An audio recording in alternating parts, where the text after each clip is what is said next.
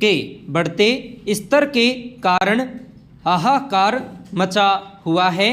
कभी दिल्ली का वायु गुणवत्ता सूचकांक यानी AQI गंभीर श्रेणी को पार कर जाता है, तो कभी दिन का उच्चतम तापमान सारे कीर्तिमान ध्वस्त कर देता है। वायु प्रदूषण के कारण बीमारियों में काफ़ी वृद्धि हुई है। AQI के लिए कई बार लोग पंजाब, हरियाणा और पश्चिम उत्तर प्रदेश के किसानों द्वारा जलाई जाने वाली पराली को लगभग एक तरफा तौर पर दोषी ठहराना शुरू कर देते हैं। राज्य सरकारों द्वारा भी आरोप प्रत्यारोप का दौर शुरू हो जाता है, जबकि सिर्फ दिल्ली में ही नहीं बल्कि देश के कई अन्य शहरों में भी वायु प्रदूषण बहुत ज़्यादा है। पैरा यह समझना आवश्यक है कि ग्रीन हाउस गैस उत्सर्जन के लिए केवल किसानों को दोषी ठहराना एक अदूरदर्शी और अप्रभावी दृष्टिकोण है। हमें धुएं वाले खेतों से परे देखना चाहिए और उन आंकड़ों की जांच करनी चाहिए जो हमारी जहरीली हवा के वास्तविक कारणों को रेखांकित करते हैं।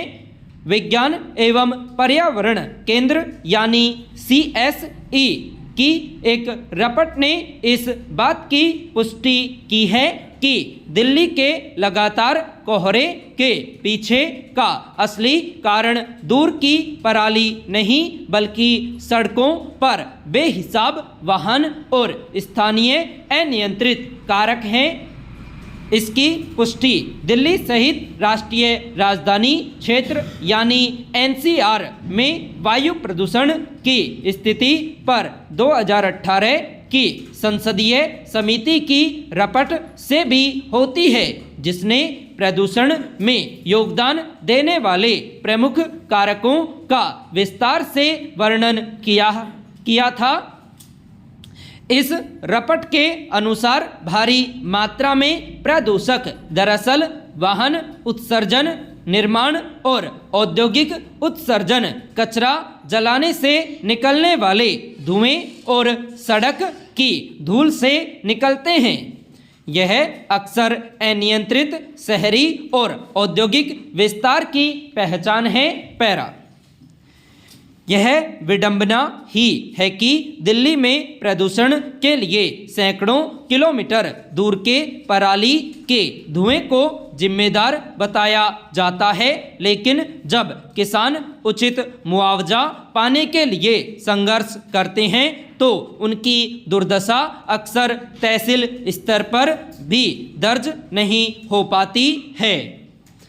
तथ्य यह है कि पराली जलाना तेज हवा वाले दिनों को छोड़कर समग्र वार्षिक प्रदूषण भार में मामूली योगदान देता है। इसके अलावा किसान इसका सहारा इसलिए लेते हैं क्योंकि यह आर्थिक अस्तित्व और तार्किक मजबूरी का विषय है।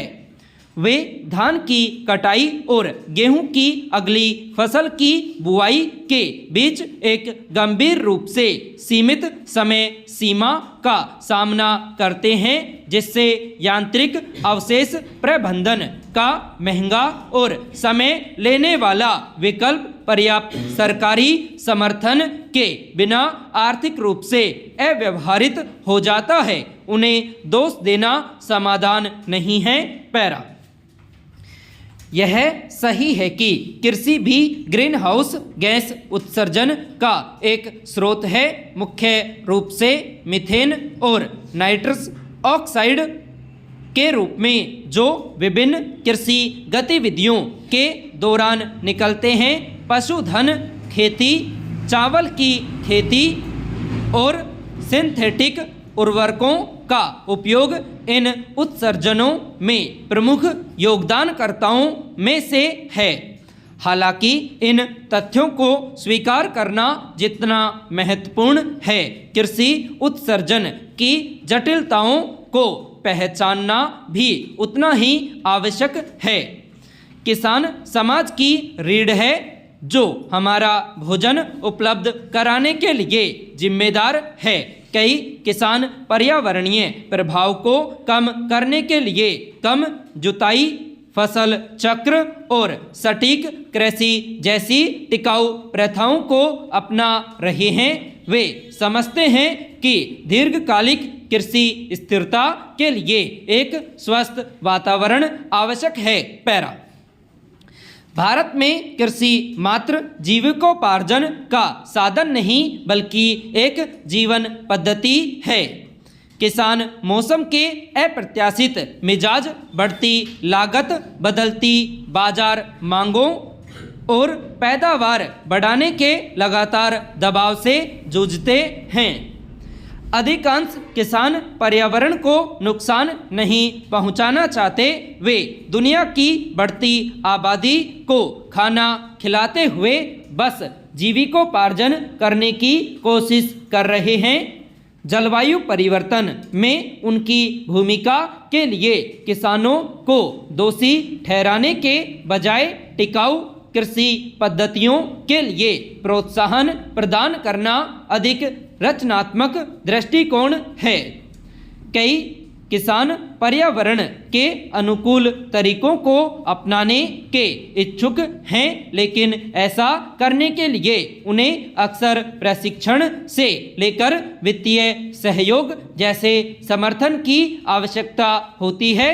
पैरा किसानों को कृषि उत्पादन का समर्थन करने के लिए ज़्यादातर देशों में अक्सर अपनी सरकारों से सब्सिडी और प्रोत्साहन मिलता है।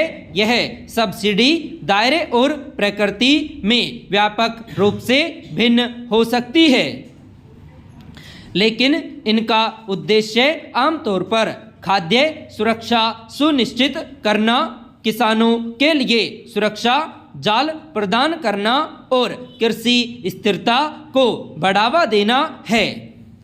आलोचकों का तर्क होता है कि कुछ सब्सिडी अनजाने में वैसे चलन को प्रोत्साहित करती है जो उच्च उत्सर्जन को जन्म देती है, जैसे सिंथेटिक उर्वरकों का अत्यधिक उपयोग। समझना आवश्यक है कि ये सब्सिडी मुख्य रूप से आर्थिक और खाद्य सुरक्षा चिंताओं को दूर करने के लिए बनाई गई है। हालांकि अब सरकारें टिकाऊ कृषि पद्धतियों के महत्व को पहचान रही है। अब प्रोत्साहनों को कार्बन उत्सर्जन को कम करने और पर्यावरण के अनुकूल तरीकों को बढ़ावा देने की दिशा में निर्देशित किया जा रहा है। पैरा इसके अलावा सरकार द्वारा अधिक टिकाऊ कृषि प्रौद्योगिकियों के लिए अनुसंधान और विकास में निवेश करना आवश्यक है। इसमें कम उत्सर्जन वाले पशुधन चारे का विकास और खेतों पर नवीकरणीय ऊर्जा स्रोतों को बढ़ावा देना शामिल है। सटीक कृषि जैसे नवाचार जिसमें फसल और पशुधन उत्पादन को अनुकूलित करने के लिए डेटा और प्रौद्योगिकी का उपयोग शामिल है, संसाधन अपव्यय और उत्सर्जन को काफ़ी कम कर सकते हैं। पैरा